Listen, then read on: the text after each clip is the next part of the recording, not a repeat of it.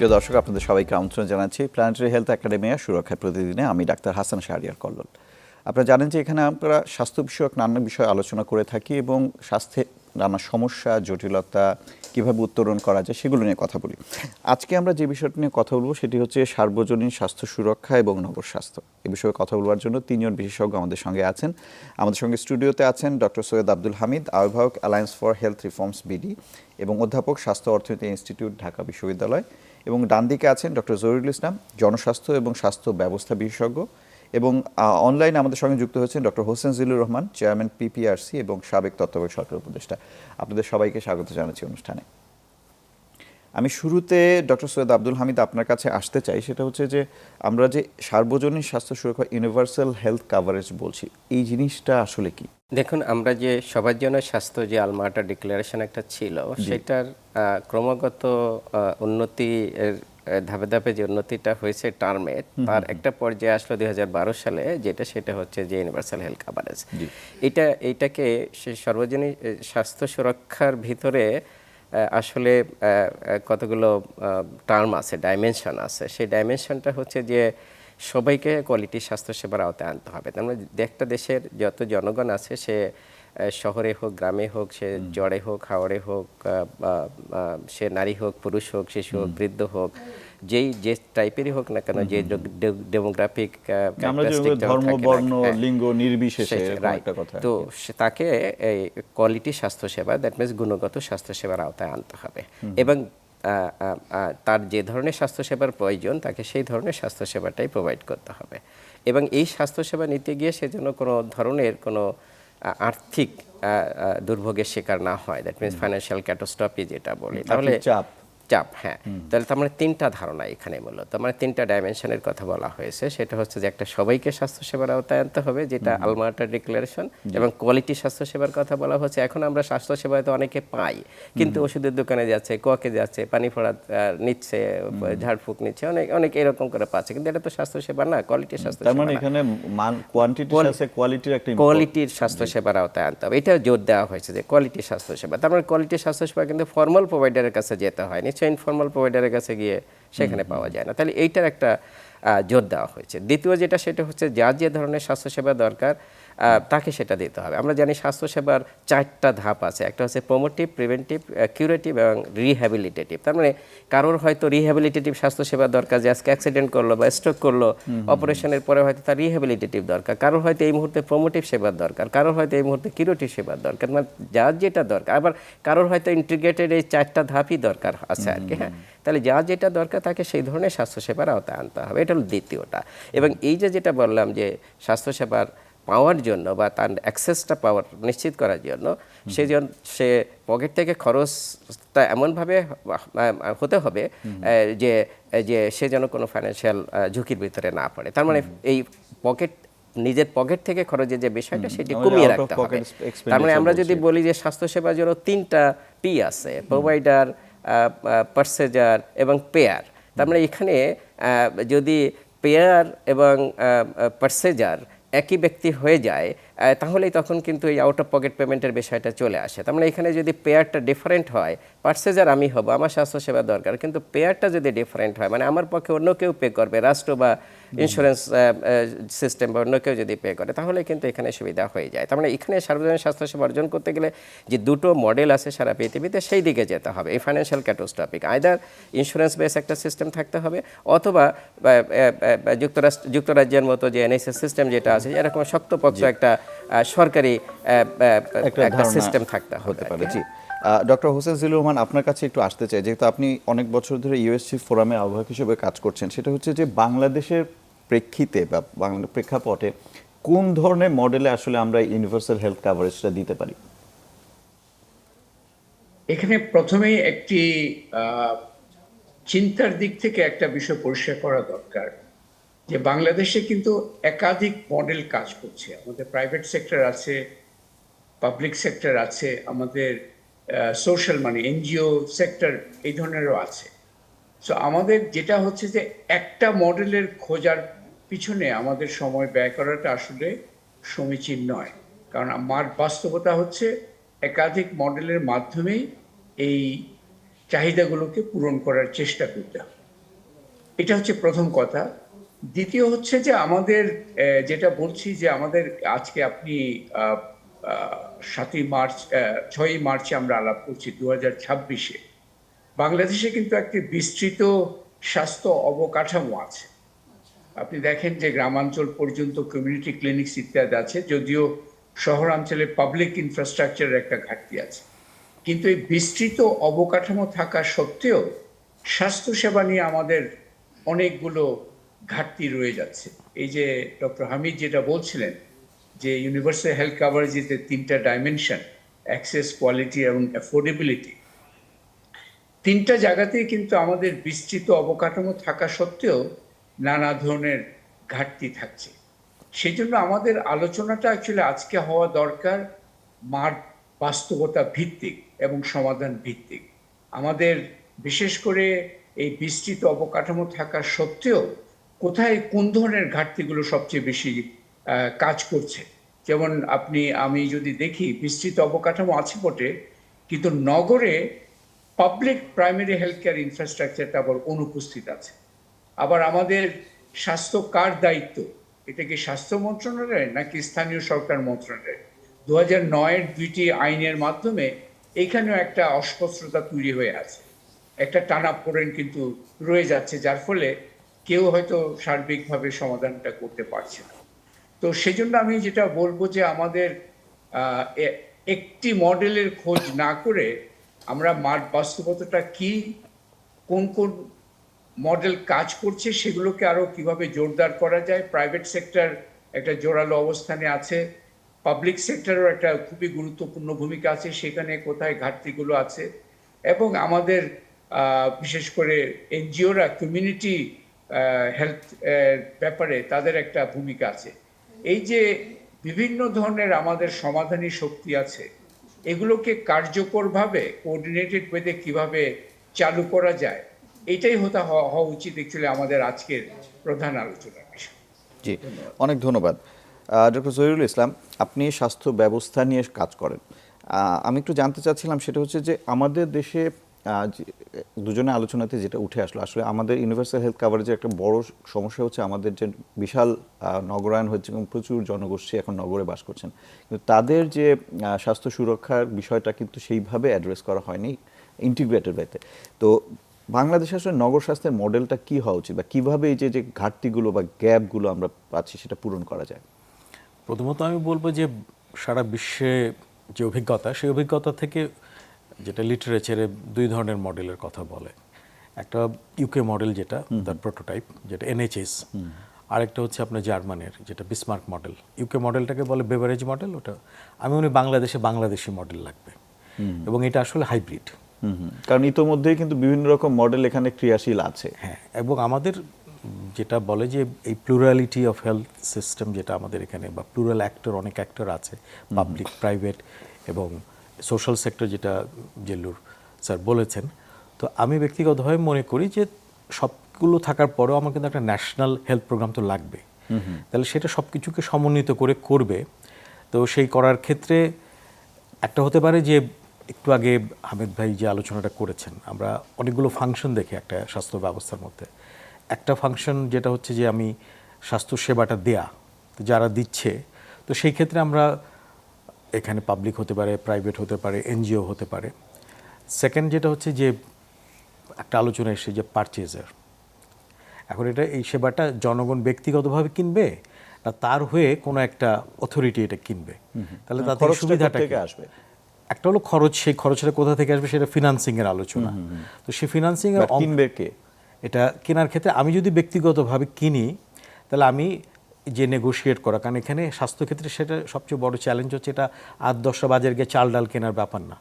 হ্যাঁ, এটা asymmetry of information আছে। আপনি নিজেও জানেন আপনার কখন স্বাস্থ্যসেবা লাগবে, আপনার কতটুকু স্বাস্থ্য সেবা লাগবে, কত দিন লাগবে, তাহলে এটা জানে আপনার যে সেবাটা দিচ্ছে।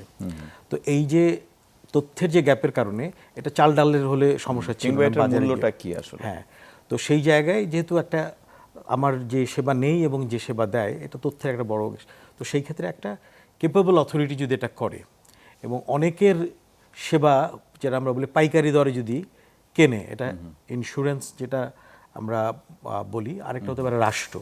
ইন্স্যুরেন্সের ক্ষেত্রে আমরা বাইরে নানা রকম অভিজ্ঞতা দেখেছি, যেটা ইউএসএতে, যে প্রাইভেট ইন্স্যুরেন্স আসলে এটা খুব ভালো মডেল না। এটা বিশেষত আমাদের দেশের মতো দেশে, আমাদের মতো দেশে না, ওই দেশের জন্য খুব ভালো মডেল বলার সুযোগ নেই, যে কারণ ওখানে মেডিকেড থেকে শুরু করে আপনার নানা রকম প্রোগ্রাম, মেডিকেয়ার প্রোগ্রাম চালু হয়েছে। তো আমাদের এখানে রাষ্ট্র যদি সে জনগণের হয়ে সেবাটা, যারা সেবাদানকারী প্রতিষ্ঠান আছে, কোয়ালিটি সেবা দিচ্ছে, সেইটা কিনে নেয়, এবং সেটা কেনার জন্য তাকে কিন্তু আবার আরেকটা ফাংশন আছে, সেটা হচ্ছে রেগুলেশন।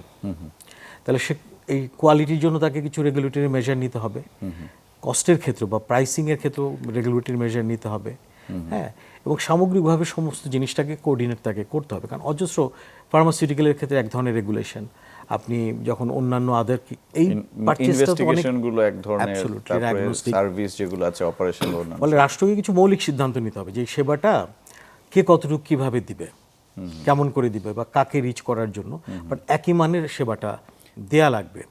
তো সেই ক্ষেত্রে আমি বলবো আমাদের বাংলাদেশি মডেলই লাগবে। আমি যারা থাইল্যান্ডের সেবাটা, যারা ইউনিভার্সাল কাভারেজ প্রোগ্রামটা যারা তৈরি করেছে, তাদের সাথে আমি কথা বলেছি। ওরা বলেছে যে আমরা সব দুনিয়া থেকে বেস্ট এলিমেন্টগুলো নিয়ে আমরা আমাদের থাই মডেল ডেভেলপ করেছি। বাংলাদেশকেও কিন্তু সেটা করতে হবে, বাট সাদামাটাভাবে আবার, এবং একই সাথে বাস্তবায়নযোগ্য যেন হয়, সেটা বাস্তবায়নযোগ্য হওয়া লাগবে। আবার আমার দেশের যে স্বাস্থ্য ব্যবস্থার গড়ে ওঠার যে ইতিহাস, সাধারণ মানুষের স্বাস্থ্যাভ্যাস, স্বাস্থ্যচর্চার যে এবং স্বাস্থ্যসেবা গ্রহণের যে অভিজ্ঞতা, সেগুলোকেও বিবেচনার মধ্যে নিতে হবে। তবে আমাদের এখানে যেহেতু হিস্টোরিক্যালি আমরা 3 ট্রাই সেক্টর গভর্নেন্সের কথা যেহেতু বলি, যা এনজিও আছে, প্রাইভেট সেক্টর আছে এবং সরকারও সেবা দিচ্ছে, এগুলোর মধ্যে একটা স্ট্যান্ডার্ডাইজেশন, হারমোনাইজেশন এটা লাগবে। তো সেই ক্ষেত্রে নগরে যদি আমরা দেখি, আমাদের ওভারঅল যে ইউনিভার্সাল হেলথ কাভারেজ ইন্ডেক্স যেটা অনলি 54-56 এর মধ্যেই ঘুরপাক খাচ্ছে, খুব একটা প্রোগ্রেস আমরা দেখছি না। তো এইটাকে যদি আমরা একেবারে 80 জায়গায় নিয়ে যেতে চাই, তো সেক্ষেত্রে ইউনিভার্সাল করতে গেলে তো আমাকে 100 জায়গায় নিয়ে যেতে হবে। কারণ হামিদ স্যার যে কথাটা বলেছে, ইউনিভার্সাল কাভারেজটা ভিজুয়ালাইজ করার জন্য কিন্তু WHO একটা ত্রিমাত্রিক বাক্সের একটা ছবি দিয়েছে। সহজভাবে যদি বলি যে আমি স্বাস্থ্যসেবা নিতে গেলে আমি কত পপুলেশনকে কাভার করছি, তাহলে এটা 80 হতে পারে, 90 হতে পারে। আমাদের এখানে 54-এর কথা বলা হচ্ছে। আমার এখানে কত ধরনের সেবা আমি অন্তর্ভুক্ত করতে পারি, যেটা সার্ভিস ডাইমেনশন বলে। আরেকটা ডাইমেনশন হচ্ছে যে এই সেবাটা কিনতে গিয়ে বা নিতে গিয়ে আমার পকেট থেকে কত খরচ হচ্ছে, অর্থাৎ তার ফিনান্সিং ডাইমেনশন যেটা আছে। বাংলাদেশের মানুষ এখন প্রায় 73% খরচ নিজের পকেট থেকে দেয়, যেটা গ্লোবাল স্ট্যান্ডার্ডে কোনোভাবে এটা গ্রহণযোগ্য না। এটা মানে আমরাই টার্গেট ঠিক করেছি প্রায় 30-এর কাছাকাছি আমরা নিয়ে আসবো। তো সেই জায়গায় যদি আমাদের নিয়ে যেতে হয়, স্বাস্থ্যক্ষেত্রে সরকারকে বিনিয়োগ করতে হবে। এবং এই আলোচনার মধ্যে আমরা এটাকে যদি ট্রুলি ইউনিভার্সাল করতে চাই, তাহলে এটা শহরে আমরা যদি দেখি যে অবকাঠামোর বিস্তারের কথা বললেন জিলু স্যার, সেটা কিন্তু শহরে নেই। এখন সেই ক্ষেত্রে অন্যান্য অ্যাক্টররা আছে, তাহলে তাদেরকে যুক্ত করে প্লাস পাবলিক সেক্টরকেও স্ট্রেনথেন করতে হবে। কারণ একটা মোটামুটিভাবে একটা পাবলিক সেক্টর যদি না থাকে, আমি কিন্তু অনেক বেশি ডিপেন্ডেন্ট হয়ে যাব প্রাইভেট সেক্টর এবং অন্যদের উপর। তখন রেগুলেট করা মুশকিল হয়ে যাবে। কিন্তু রেগুলেশনের ক্ষেত্রেও নানা জায়গা থেকে আমি বলবো যে এগুলো রাষ্ট্রের দার্শনিক সিদ্ধান্ত, যে সে স্বাস্থ্যসেবাটা কিভাবে, কেমন করে, কোন কোন অ্যাক্টরের মাধ্যমে দিবে। আর নগরের আরেকটা সংকট হচ্ছে, নগর তো আসলে একরকম না। আমার নগরের যেমন মহানগর আছে, আমার সিটি আছে, আমার এখানে সাবারবান এরিয়া আছে, আমার এখানে মেট্রোপলিটন সিটি যেটা বলি যে মেট্রোপলিটন এরিয়া, সেটাও আমাদের সিটি কর্পোরেশনের চেয়ে বড় আওতায়। আবার এখানে কিন্তু বস্তিও আছে, আবার এখানে গুলশান, ধানমন্ডি এরকম অভিজাত এলাকা আছে। তা আমরা যখন প্রথমেই কথা বলি স্বাস্থ্যের ক্ষেত্রে, আমার এই সবচেয়ে বেশি ভালনারেবল যারা, সবচেয়ে বেশি ঝুঁকিপূর্ণ যারা, যাদের স্বাস্থ্যসেবাটা সবচেয়ে বেশি দরকার, কারণ তাদের বিক্রি করার মতো একটা জিনিস আছে, সেটা হচ্ছে শ্রম, বলে তার সুস্থ থাকাটা অনেক বেশি জরুরি। তো সেই জায়গাটাকে প্রথমেই আমরা মাথায় রেখে যেন কথা বলি। জি, আপনি দারুণভাবে বলেছেন। ডক্টর সৈয়দ আব্দুল হামিদ, বিনিয়োগের প্রশ্নটা আসলো যে কে বিনিয়োগ করবে, এই বিনিয়োগটা কোত্থেকে আসবে? তখন আমাদের ফিরে যেতে হয় আবার যে আমাদের WHO যে স্ট্যান্ডার্ড আছে, প্রত্যেক দেশের অন্তত 5% জিডিপি 5% খরচ করতে হবে স্বাস্থ্য খাতে। সেটা তো আসলে আমরা দক্ষিণ এশিয়ার মধ্যেও সর্বনিম্ন অবস্থানে আছি। তো আমরা এবার দেখলাম যে এবার ইলেকশনের আগে আমাদের যে ক্ষমতাসীন দল আছে, তাদের যে ইশতেহার, সেখানে কিন্তু তারা 5%-এর কথা বলেছেন। তো তো সরকার এবং বেসরকারি বিনিয়োগটা কিভাবে হলে আসলে আমরা ইউনিভার্সাল হেলথ কাভারেজে পৌঁছাতে পারবো? দেখুন, যে আমি যদি বিনিয়োগের কথা আসি, যে আমরা এখন স্বাস্থ্যের জন্য কত খরচ করি আর কি। হ্যাঁ, আমরা এখন মাথা পিছু স্বাস্থ্যের জন্য খরচ করছি $54 মাথা পিছু, $54, যেটা ইউএসএ সেটা কিন্তু প্রায় $1350। আমি জাস্ট কম্পারিশনটা বললাম। তাহলে এই $54 মাত্র 23% টাকা আসে হচ্ছে সরকারি খাত থেকে, 5% মতো আসে ডিপিসদের কাছ থেকে, মানে আমাদের যারা ডোনার এজেন্সি আছে, আর বাকি যেটা 70% বা তারও বেশি, সেটা আসে হচ্ছে আমাদের আউট অফ পকেট পেমেন্ট থেকে। তাহলে ইউনিভার্সাল হেলথ কাভারেজ রিসিভ করতে গেলে আমাদের কিন্তু সেই আউট অফ পকেট পেমেন্ট কিন্তু 30-এ নিয়ে আসতে হবে। দ্যাট মিনস 30%-এর বেশি হলে আমরা সেটাকে আউট অফ পকেট মানে বলি না আর কি, মানে স্ট্যান্ডার্ড। তাহলে সেই ক্ষেত্রে নিশ্চয়ই সরকারি বিনিয়োগে যথেষ্ট দরকার আর কি, মানে প্রয়োজনীয়তা রয়েছে আর কি। হ্যাঁ, তো আমরা যেটা দেখলাম যে যারা বিএনপি এখন যারা সরকার পরিচালনায় আছে, তাদের যে ঘোষণাটা যে জিডিপির 5% এখানে খরচ করবে, সেটা ভালো, পজিটিভ দিক। এই প্রথমে একটা বড় ঘোষণা আসছে যে জিডিপির একটা বড় অংশ খরচ করা হবে আর কি। হ্যাঁ, মানে এর আগে সম্ভবত এরকম স্পেসিফিক কোনো ডিরেকশন এতটা ছিল না, মানে দরের কাছ থেকে আমরা পাইনি। রাইট। তো সেটা একদিক দিয়ে ভালো, কিন্তু এটা আমরা যদি ব্যাপকতা দেখি, যে জিডিপির 5% যদি এখনকার কনটেক্সটে আমরা দেখি, তাহলে সেটা প্রায় কিন্তু 2.5 লক্ষ থেকে 3 লক্ষ হাজার কোটি টাকা, যেটা আমাদের ন্যাশনাল বাজেটের প্রায় 35 বা 40% হবে। কিন্তু যেটা বলা হয়েছে সেটা ধাপে ধাপে দেওয়া হবে। তাহলে ধাপে ধাপে মানে হচ্ছে যে বিএনপি আমরা ধরে নিচ্ছি তো 5 বছর ক্ষমতায় জন্য আসছে, তারা নিশ্চয়ই 5 বছর থাকবে, পরেরটা তো সেটা পরেরটা আর কি, কিন্তু আমরা 5 বছর ধরে নিই। তার মানে এই 5 বছর সময়ের ভিতরে কিন্তু তাদেরকে ধাপে ধাপে কিন্তু সেই জায়গায় উন্নীত হতে হবে। তাহলে এই জায়গাটা কিন্তু এখন আমাদের যে সময়টা এসেছে, যে সময়টা আমরা দাঁড়িয়ে আছি, যে মার্চ মাস, আমরা জানি যে জুনের শেষের দিকে বাজেট হবে, তাহলে কিন্তু এই প্রথম থেকেই, মানে প্রথম বছরেই কিন্তু এই বাজেট বাড়ার যে প্রসেসটা, সেটা করতে হবে। আমরা একটা ইঙ্গিত পেতে চাই, এইটা পেতে হবে, তা নাহলে কিন্তু বাকি 4 বছরে কিন্তু ওই ধাপে নেওয়া সম্ভব না। এখন আপনি যেটা বলেছেন যে WHO যেটা বলে, সেটা হলো 15% অফ দ্য, আমাদের মতো দেশে 15% অফ দ্য রাষ্ট্রীয় budget, national budget, not GDP, 15% রাষ্ট্রীয় বাজেটের। সেটা আমরা যদি অন্তত সেই 15% অফ দ্য রাষ্ট্রীয় বাজেটে এই 5 বছরে যেতে চাই, তাহলে আমাদের নিশ্চয়ই এখন এই বছরে যেটা ছিল সেটা 5%, তাহলে সেটা ধাপে ধাপে আমরা এই বছরে সেটা একটা অন্তত 6-6.5% দেখতে চাই। দ্যাট মিনস কামিং যে বাজেটটা আসছে, জুনে আমরা যে বাজেটটা পাবো, সেটা অন্তত 6-6.5% আমাদের এটা দেখতে হবে আর কি। হ্যাঁ, তাহলে এই 6% বা 6.5% বা 7%-এর মতো বাজেট যদি আমাদের চাইতে হয়, তাহলে সেটার স্কোপ বা প্রোগ্রামটা তৈরি করতে হবে। তাহলে সেটা হচ্ছে যে এই আরবান হেলথ যেহেতু আমাদের নাই সরকারি সিস্টেমে, যেটা জিল্লুর রহমান স্যার বললেন, জহির ভাই বললেন, যেটা তো সিস্টেমে যেহেতু আমাদের নাই, কারণ নেওয়া হচ্ছে যেটা, সেটা হলো আমরা মূলত প্রাইভেট সেক্টর থেকে সার্ভিসটা নিয়ে থাকি আর কি। তাহলে এখানে কিন্তু যথেষ্ট স্কোপ রয়েছে, এবং মডেলটা যেটা জহির ভাই বলেছেন, যেটা আরবান 3টা ক্যাটাগরিতে আসলে ভাগ। একটা হচ্ছে যে আমরা এখন উপজেলা বেস যে মিউনিসিপ্যালিটি, সেটাকেও আরবান বলি, ডিস্ট্রিক্ট বেস মিউনিসিপ্যালিটি সেটাকে আরবান বলি, আবার ঢাকার মতো বড় যে সিটি মেট্রোপলিটন আছে সেটাও আরবান বলি। সো এক এক জায়গায় এক একটা মডেল আসলে কাজ করবে, সব জায়গায় ইউনিফর্ম মডেল কাজ করবে না। যদি আমরা ঢাকার কথা বলি, তাহলে ঢাকার মতো ব্যস্ত জায়গায় কিন্তু স্বাস্থ্য মন্ত্রণালয় যদি এখন হেলথ সেন্টার করতে চায়, সেটা কিন্তু জায়গা নাই, তাহলে তাকে বিকল্পভাবে ভাবতে হবে। তাহলে কি আসলে সে করবে, মানে নিজে হেলথ সেন্টার করা উচিত, নাকি private sector, NGO sector already health centre আছে বা তাদের স্বাস্থ্য প্রোগ্রাম আছে, সেখান থেকে নেওয়া যেতে পারে। আমি মনে করি সেটা হলো যে পাবলিক হেলথের জন্য পাবলিক প্রাইভেট পার্টনারশিপে যাওয়া উচিত, ঢাকার মতো, চট্টগ্রামের মতো বড় শহরে, যেটা ইমিউনাইজেশন সহ সব কিছুর জন্য পাবলিক প্রাইভেট পার্টনারশিপে, এবং কিউরেটিভ কেয়ারের জন্য এটা স্ট্র্যাটেজিক পারচেজিং, এরকম মডেল ঢাকা শহরের জন্য হতে পারে। এবং সেখানে তাহলে এই প্রোগ্রামটা যদি এখন করা হয়, তখন সেখানে কিন্তু রাষ্ট্র বা এখানে বাজেট দিতে পারে, বা স্বাস্থ্য মন্ত্রণালয় কিন্তু ফাইন্যান্সের কাছে বাজেট চাইতে পারে। তার মানে এই যে বাজেট চাওয়ার যে একটা প্রক্রিয়া, সেটা কিন্তু শুরু হবে, যে আমার এখন এখানে স্বাস্থ্যসেবা দিতে হবে, কিন্তু তার আগে আমাদের কিন্তু মডেলটা ডিজাইন করতে হবে, এবং এক জায়গায় সুচিন্তিতভাবে এই কাজটা করে কিন্তু আমাদের এই কাজটা আমি এখানে একটু ডক্টর হোসেন জিল্লুর রহমান আপনার কাছে আসতে চাই। সেটা হচ্ছে যে আপনারা যেহেতু দীর্ঘদিন ধরে এটা নিয়ে কাজ করছেন, সেই ক্ষেত্রে প্রশ্নটা হলো যে আপনাদের কি কোনো প্রস্তাবিত মডেল বা প্ল্যান আপনাদের কাছে আছে, যেটা আসলে আপনারা সরকারের সাথে নেগোশিয়েট করতে পারেন বা তাকে দিতে পারেন, যদি সরকার এটা করতে চায় খুব দ্রুত? ধন্যবাদ। না, আমার কলিগ যা বলছেন সেগুলো absolutely on the right track. তবে আমি এই যে বাড়তি অর্থের বিষয়টা নিয়ে যে আলোচনা হচ্ছে, সেটা আমার দৃষ্টিতে আহ, এটা একটা লক্ষ্য অবশ্যই। আমাদের এডিশনাল ফান্ডস অবশ্যই দরকার, যা আছে সেটা অপ্রতুল। কিন্তু মাঠ বাস্তবতা আরেকটা হচ্ছে, আমাদের স্বাস্থ্য খাতের বরাদ্দ খরচ করার অত্যন্ত একটা অনভিজ্ঞতা আছে। আমাদের প্রতি বছর যে বরাদ্দ থাকে তার একটা উল্লেখযোগ্য অংশ অ্যাকচুয়ালি ফেরত যায়, কারণ এটা খরচ করা যায়নি।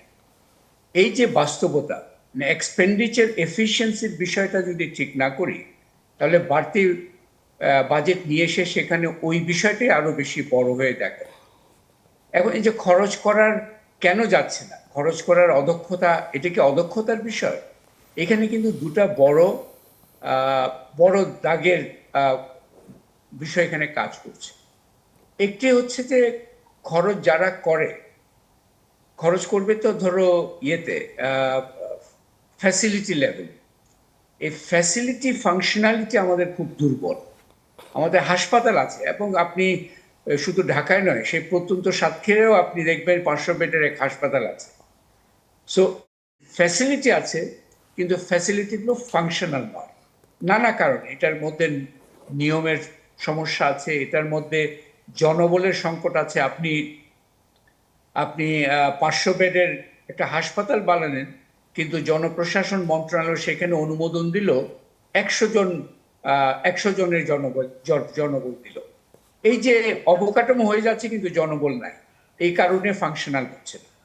আরেকটি কারণ হচ্ছে অ্যাকচুয়ালি এটা স্বাস্থ্য মন্ত্রণালয়ের আলোচনা, এবং হামিদ এবং জহির দুজনকে আমি নোট করবো এটা নিয়ে একটু ভাবার জন্য। আজকে স্বাস্থ্য আলোচনায় আমরা পাবলিক ফাইন্যান্সিয়াল ম্যানেজমেন্ট, এই আইনটারও অ্যাকচুয়ালি, বা এই যে আইন, এটা তো আইন নয়, এটা এক ধরনের নীতিমালা, এটারও একটু ব্যাখ্যা করা দরকার। কারণ আমাদের দেখবেন যে ফ্যাসিলিটি লেভেলে খরচ করার স্বাধীনতাগুলো খুবই একদম সীমাবদ্ধ করে রাখা হয়েছে। এই পাবলিক ফিনান্স ম্যানেজমেন্টের কারণেই অনেক সময় এই যে টাকা ফেরত যায়, তার অন্যতম একটা বিষয় হচ্ছে সেখানে। শেষ আরেকটা কথা, আপনি বললেন আমাদের ফোরাম থেকে কি কোনো সুনির্দিষ্ট প্রস্তাব আছে কিনা। হ্যাঁ, আছে। আমরা অনেকদিন ধরে এগুলো নিয়ে কাজ করছি। একটি সুনির্দিষ্ট প্রস্তাব আমরা কিন্তু অন্তর্বর্তীকালীন সরকারের শেষের দিকেও খুব জোরালো ভাবে এনেছিলাম, এবং আগামীকাল আমাদের একটা স্বাস্থ্য ডায়ালগ আছে, সেখানেও প্রতিমন্ত্রী উনি আসবেন, ওনার সামনে আমরা আশা করি তুলে ধরব। সেটা হচ্ছে একটা, কিন্তু নগর স্বাস্থ্যের বিষয়টা আলাদা। আমি যদি সার্বিকভাবে বলি যে আমাদের বৃহত্তর যে গ্রামীণ এলাকা ইত্যাদিতে দেখি, আপনি দেখবেন যে আমরা যে প্রাথমিক স্বাস্থ্য সেবা, কিন্তু বিএনপি গভর্নমেন্টও বলছে এটা একটা গুরুত্বপূর্ণ তাদের অঙ্গীকার। এই অঙ্গীকার পূরণের জন্য খণ্ডিতভাবে কিন্তু অনেকগুলো অবকাঠামো অলরেডি আছে। আমি যদি একটা ইউনিয়ন পর্যায়ে যাই, সেখানে একটা ফ্যামিলি ওয়েলফেয়ার সেন্টার আছে, সেখানে একটা ইউনিয়ন সাব সেন্টার আছে, সেখানে কিন্তু কমিউনিটি ক্লিনিক আছে। এগুলো কিন্তু খণ্ডিতভাবে আছে এবং সার্বিক সেবাটা দিতে পারছে না। সেই জন্য আমরা একটা প্রস্তাব তৈরি করেছি যে এটাকে রিপারপাস কি করা যায়, মানে নতুন প্রতিষ্ঠান বানানো নয়, এক্সিস্টিং যা আছে সেটাকে নতুন করে কিভাবে ঢেলে সাজানো যায়, রিপারপাস করা। এবং এখানে আমি এটাও মনে করি যে এই কাজটা নিয়ে এগুতে হলে আমাদের আসলে শুধুমাত্র বিএনপির একটা ইশতেহারের অঙ্গীকার পর্যায়ে থাকলে হবে না। প্রাথমিক স্বাস্থ্যকে আমাদের এই মুহূর্তে আইনি ভিত্তিটা হচ্ছে প্রাথমিক স্বাস্থ্য জনগণের একটা অধিকার, কিন্তু অধিকার হচ্ছে একটা আইনি অধিকার, এটা একটা জেনারেল অধিকার। প্রাথমিক স্বাস্থ্য নিয়ে আমরা একটা সুনির্দিষ্ট একটা আইন তৈরি করে রেখেছি একচুয়ালি, যে প্রাথমিক স্বাস্থ্যকে, শুধু প্রাথমিক স্বাস্থ্যটাকে, তার স্কোপ, ডেলিভারি মডেল এবং ফাইন্যান্সিং অ্যাপ্রোচ, এইটাকে আমরা যদি একটা কনস্টিটিউশনাল রাইট হিসেবে দাঁড় করিয়ে ফেলতে পারি, তখন কিন্তু নতুন ধরনের বাধ্যবাধকতা তৈরি হবে। এটা আমরা তৈরি করেছি, এবং আমরা আশা করছি এটা আমরা শেয়ার করতে পারবো। আর অনেক কিছু বলার আছে, বাট আমি এখানে শেষ করছি। জি, মোটামুটি একটা ধারণা আমরা পেলাম।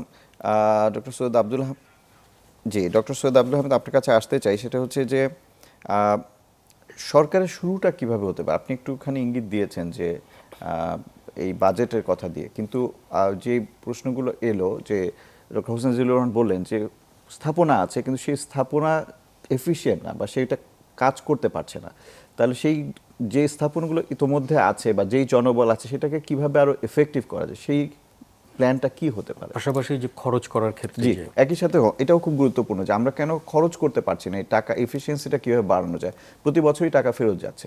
আমি স্যারের কোয়েশ্চেনের কনটেক্সট থেকে যদি বলার চেষ্টা করি যে যে যে টাকাটা দেওয়া হচ্ছে সেটা খরচ করা, এই বছর যদি দেখি আজ আমাদের প্রায় 42,000 কোটি টাকার বাজেট দেওয়া হলো, এবং যখন মাঝপথে এটা রিভাইজ করার সময় আসলো তখন কিন্তু বেশ একটা পার্সেন্টেজ অফ টাকা কিন্তু সেটা কমিয়ে ফেলা হয়েছে, এবং খরচ করার সময় আমরা দেখবো সেটা হচ্ছে যে তারও একটা বড় 1/3 খরচ করতে পারে নাই। তার মানে হচ্ছে যে 42,000 কোটি টাকার বাজেট হয়তো আমরা দেখতে পারবো সে থেকে 20 বা 25,000 কোটি টাকা খরচ হয়েছে, তার মানে বাকি প্রায় কিন্তু 15-20,000 কোটি টাকা কিন্তু খরচ করতে পারছে না। এখন এই বছর যদি আমি ওই জায়গাটা আসবো কেন খরচ করতে পারছে না, স্যার অনেকটা বলেছেন, কিন্তু এই বছর যদি আমি যেটা বলতে চাচ্ছি যে যেহেতু একটা বড় কমিটমেন্ট 5% অফ দ্য জিডিপি, মানে প্রায় 30-35 বা 40% অফ দ্য আমাদের টোটাল বাজেট, তাহলে সেই শুরুটা এই বছর থেকে হতে হবে, দ্যাট মিনস এই প্রথম বাজেট থেকে হতে হবে বিএনপি সরকারের, তাই না? তাহলে সেই ক্ষেত্রে এখন আমাদের যে 3-4 মাস হাতে আছে, দ্যাট মিনস এই যে মার্চ, এপ্রিল, মে এবং জুন, এই 4 মাস হচ্ছে যে খরচটা সাধারণত বেশি হয় স্বাস্থ্যের ক্ষেত্রে, কারণ এই প্রকিউরমেন্ট রিলেটেড যে বিষয়গুলো থাকে সাধারণত এগুলো করার পরে তারপরে খরচটা হয়। তার মানে এই জায়গায় একটা ড্রাইভ দিতে হবে যে তারা যেন এই খরচটা করতে পারে এবং কোয়ালিটি খরচ করতে পারে আর কি। হ্যাঁ, তাহলে সেটা কিন্তু তাদের এই বড় বাজেট ভবিষ্যতে যেটা পাওয়ার কথা আমরা বলছি সেটা কিন্তু তার একটা সক্ষমতা তৈরি করে দিবে। তাহলে এখন আমাদের দেখতে হবে যে স্যার যেটা বলছেন যে তাহলে খরচ করতে পারছে না কেন, খরচ করতে পারছে না সেটা হচ্ছে যে আমরা যেটা মনে করি যে স্বাস্থ্যের খরচের একটা তো রেগুলার খরচ, যেমন বেতন ভাতা বাবদ যে খরচটা সেটা একটা রেগুলার খরচ, এর বাইরে রেগুলার খরচ যেটা আছে সেটা হলো কেনাকাটা খরচ, সেটাও আমাদের অপারেশন বাজেটের ভিতর থেকে আসে। আর একটা হচ্ছে যে ডেভেলপমেন্ট বাজেট যেটা থাকে, যেটা কনস্ট্রাকশন বা নতুন যন্ত্রপাতি কেনা, এক্সপানশন করা ইত্যাদি ইত্যাদি। হ্যাঁ, আমরা যদি অপারেটিং বাজেটও থাকে, অপারেটিং বাজেটের একটা বড় অংশ থাকে কেনাকাটা, বিশেষ করে এমএসআর বাবদ একটা কেনাকাটা থাকে, আপনি জানেন যে মেডিকেল সার্জিক্যাল রিকুইজিট আর কি। হ্যাঁ, একটা উপজেলাতে প্রায় 1 কোটি টাকার মতো এই থাকে বছরে, আমাদের প্রায় 500-র মতো উপজেলা আছে, তার মানে এখানে উপজেলা লেভেলে কিন্তু একটা বড় বাজেট যায়, সেম অ্যাজ ডিস্ট্রিক্ট হসপিটালে। এখানে প্রবলেম সেটা হচ্ছে যে খরচটা করতে হয় সেটা হচ্ছে কতগুলো অর্গানাইজেশনের মাধ্যমে। একটা হচ্ছে যে একটা বাজেট থাকে ইডিসিএল এর জন্য, বাজেটটা উপজেলার হেডে করে আছে কিন্তু তাকে ওষুধটা কিনতে হচ্ছে কিন্তু ইডিসিএল থেকে, ইডিসিএল এর আবার সক্ষমতা নাই সে টাইমলি ওষুধটা দিবে, এই একটা প্রবলেম। আরেকটা যেটা থাকে হচ্ছে যে আমাদের বিকল্প মডেলও নাই, যে যদি এডিসিএল দিতে না পারে সেক্ষেত্রে সেটার জন্য এডিসিএল সময় মতো এনওসিটা দিয়ে দিলে তারা কিনতে পারে, কিন্তু এডিসিএল সে মতো সময় মতো এনওসিটাও দেয় না, এখানে একটা জটিলতা রয়েছে। দ্বিতীয় যেটা আমাদের আরেকটা খরচ হয় মেইনটেনেন্সের জন্য, সেটা হলো হেলথ ইঞ্জিনিয়ারিং ডিপার্টমেন্ট, এটা স্বাস্থ্য মন্ত্রণালয়ের একটা মানে দপ্তর, আবার আরেকটা আছে যে পিডব্লিউডি পাবলিক ওয়ার্কস ডিপার্টমেন্ট। তাহলে এখানে মেইনটেনেন্সের বাজেটটা এদের মাধ্যমে খরচ করতে হয়, এবং এই বাজেটটা ইনফ্যাক্ট ওদের কোর্টেই থাকে আর কি। হ্যাঁ, তাহলে সেটা তাদের যদি ঠিকমতো রেসপন্স না থাকে তাহলে সেখান থেকে খরচ করা যায় না। অডিট অ্যান্ড অ্যাকাউন্টস আমাদের একটা যন্ত্রণা, দ্যাট মিনস স্বাস্থ্য খাতের জন্য যে ধরনের ফ্লেক্সিবিলিটি থাকা দরকার কেনাকাটার জন্য, এটা হলো যে আমাদের যে পাবলিক প্রকিউরমেন্ট অ্যাক্ট বা রুল যেটা আছে সেটা হলো স্বাস্থ্য খাতের জন্য একদম ফ্রেন্ডলি না। আমি একটু সহজ করে বলি যে যখন 2 কোটি টাকার একটা বাইন্ডিংস আছে যে 2 কোটি টাকার উপর একটা প্যাকেজ হবে না, কিন্তু দেখা গেল কোন একটা জিনিসের দাম হচ্ছে 2 কোটি 15 লাখ টাকা, তখন দেখা যাচ্ছে যে আপনি আসলে কোনোভাবেই ওই 2 কোটির মধ্যে ওটাকে ঢুকাতে পারছেন না, তখন আলটিমেটলি ওইটা ফেরত যাওয়া ছাড়া কোনো উপায় নাই, কারণ ওই যন্ত্রটার দামই আসলে 2 কোটি টাকা, সুতরাং আপনি এটা কিনতে পারবেন না। রাইট। এইবার গত বছর আরও যেটা হয়েছে সেটা হচ্ছে যে সাধারণত এই বাজেটের ক্ষেত্রে একটা বান্ডেল থাকে বা একটা প্যাকেজ থাকে, এবং সেই প্যাকেজ থেকে ইন্ডিভিজুয়ালি আইটেমটাকে আউট করে নিয়ে সেটা একটা কেনার স্কোপ কিন্তু আমাদের পিপিআরতে ছিল।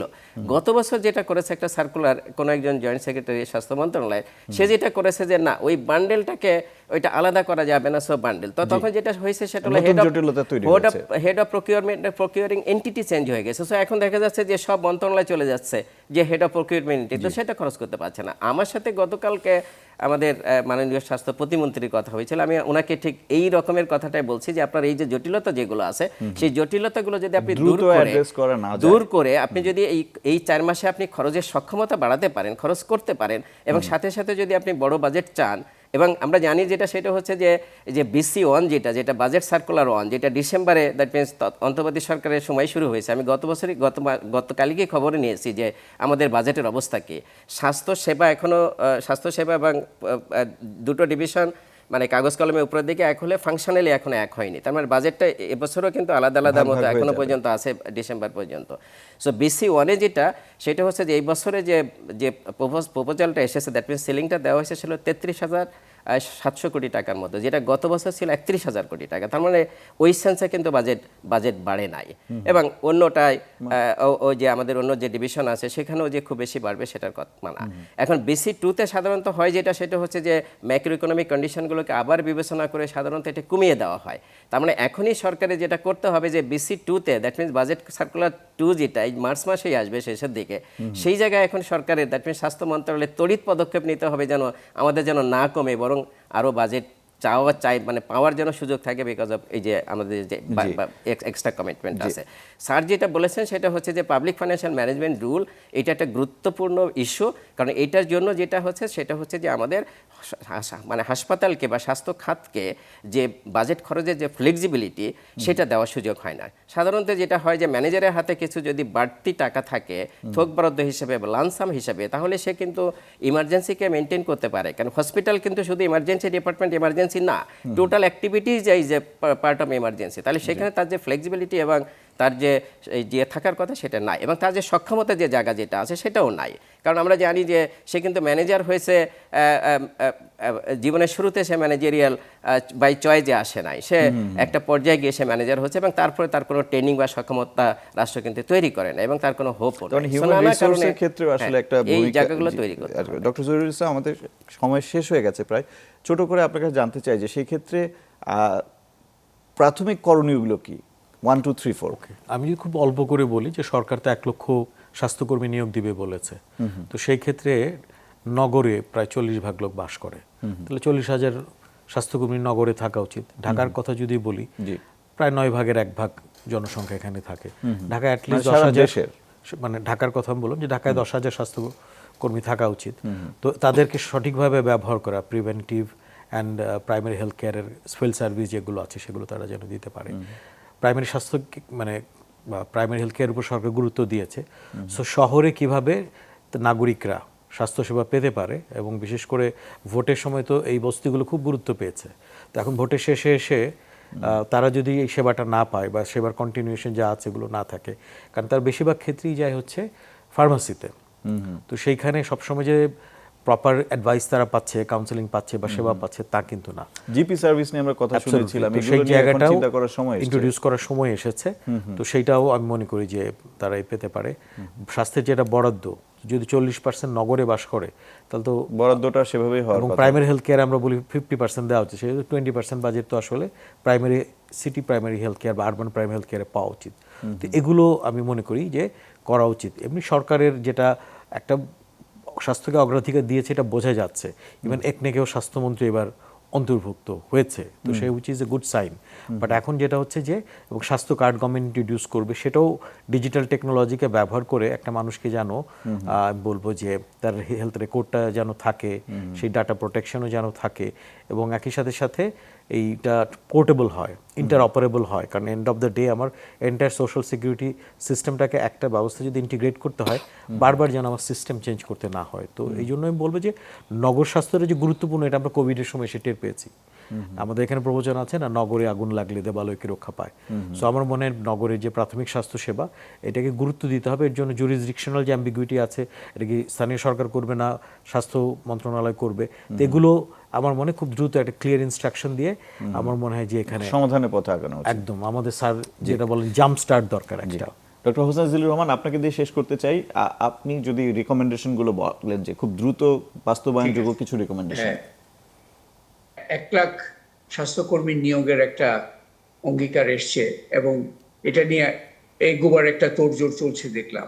জহিরও যেটা বললেন, এখন এটা কিসের জন্য সেটা একটু খুব পরিষ্কার করা দরকার। এই স্বাস্থ্যকর্মীদের কাণ্ড নগর স্বাস্থ্য একটা হতে পারে, আরেকটা হচ্ছে প্যান্ডেমিক প্রিপেয়ারনেস, আমাদের এই কমিউনিটি লেভেল প্রিপেয়ারনেস।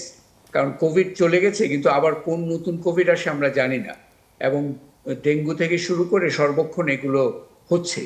সো এইটা একটা জায়গায় আমাদের খুব দরকার, কিন্তু 1 লাখ স্বাস্থ্যকর্মী নিয়োগের আলোচনা যখন চলছে তখনই কিন্তু আমরা এটাও জানি যে 40% ভ্যাকেন্সি আছে স্বাস্থ্য ওয়ার্কফোর্সের মধ্যে। এই ভ্যাকেন্সির কারণে কিন্তু আমাদের অনেক ফাংশনালিটির দুর্বলতা হচ্ছে, বিশেষ করে ফ্যামিলি প্ল্যানিং প্রোগ্রামটা খুবই মারাত্মকভাবে ক্ষতিগ্রস্ত হচ্ছে। এবং সেখানে আমরা এটাও জানি যে আমাদের জনসংখ্যা কমার চেয়ে এখন হঠাৎ বাড়ার দিকে চলে গেছে। সো এই জায়গায় খুব জোরালো ইমিডিয়েট নজর দেওয়া দরকার। আরেকটি হচ্ছে এই যে স্বাস্থ্য মন্ত্রণালয় এবং স্থানীয় সরকার মন্ত্রণালয়ের যে একটা জুরিসডিকশনাল এম্বিগুইটি আছে 2009-এর 2টা আইনের ভিত্তিতে, এটা ইমিডিয়েট একটা রিভিউ করা দরকার এবং এটার একটা সমাধান চলে আসা দরকার। সবশেষে যেটা বলবো যে আমাদের প্রিভেন্টিভ এজেন্ডার, আমরা এতক্ষণ তো কিউরেটিভ এজেন্ডা নিয়ে আলোচনা করলাম, আসলে প্রিভেন্টিভ এজেন্ডা আমাদের জানি যে এখন এনসিডি বা non communicable diseases, heart attack, stroke ইত্যাদি, ডায়াবেটিস ইত্যাদি কিন্তু আমাদের এখন সবচেয়ে বড় স্বাস্থ্য ঝুঁকি। ক্যান্সার, এগুলোর মূল ক্যান্সার, এগুলোর মূল সমাধান কিন্তু হচ্ছে প্রিভেনশন। এবং প্রিভেনশনটা শুধু একটা কথা, 2-একটা সেমিনার দিয়ে হবে না, এটার একটা জোরালো ন্যাশনাল। এবং এখানে আমি মনে করি এবং হামিদ এবং জহিরকে অনুরোধ করব, আমরা পুনর্বার স্কুল হেলথ বিষয়টাকে পুনর্বার আলোচনার কেন্দ্রবিন্দুতে আনি অ্যাকচুয়ালি। কারণ ওইখানে আমাদের যদি, কারণ স্কুলে তো বাবা মারও আসে, স্কুল হেলথে যদি আমরা প্রিভেন্টিভ এজেন্ডার একটা জোরালো কার্যক্রম শুরু করতে পারি, এটার কিন্তু একটা ন্যাশনাল রেমিফিকেশন হবে। অনেক কিছু আরো করার সুযোগ আছে, বাট আমার মনে হয় একসাথে অনেক কিছু তো করা যাবে না, বাট সুনির্দিষ্ট 3-4-5টা পয়েন্ট আছে যেখানে নতুন সরকার কিন্তু একটা জোরালো সিগন্যাল দিতে পারে যে এবারে বিষয়টা ভিন্ন হবে, শুধুমাত্র একটা গতানুগতিক স্লোগান বা বক্তব্য দিয়ে বিষয়টা শেষ হবে। ধন্যবাদ। জি, ডক্টর হোসেন নাজিলুর রহমান, ডক্টর সৈয়দ আব্দুল হামিদ এবং ডক্টর জহিরুল ইসলাম, আপনাদের তিনজনকেই অনেক ধন্যবাদ আজকে সময় দেওয়ার জন্য। আজকে আমরা ইউনিভার্সাল হেলথ কাভারেজ নিয়ে অনেক কিছু জানলাম। আমার মনে হয় যে এই অনুষ্ঠানটা আমাদের যারা নীতি নির্ধারক আছেন তারা দেখবেন এবং এখান থেকে হয়তো তারা যদি কিছু গ্রহণ করেন সেক্ষেত্রে আমাদের তাদের কাজটা সহজ হবে আর কি আমাদের জন্য করার। অনেক ধন্যবাদ আপনাদেরকে। প্রিয় দর্শক, আজ এখানেই শেষ করছি। সবাই ভালো থাকবেন এই কামনায়।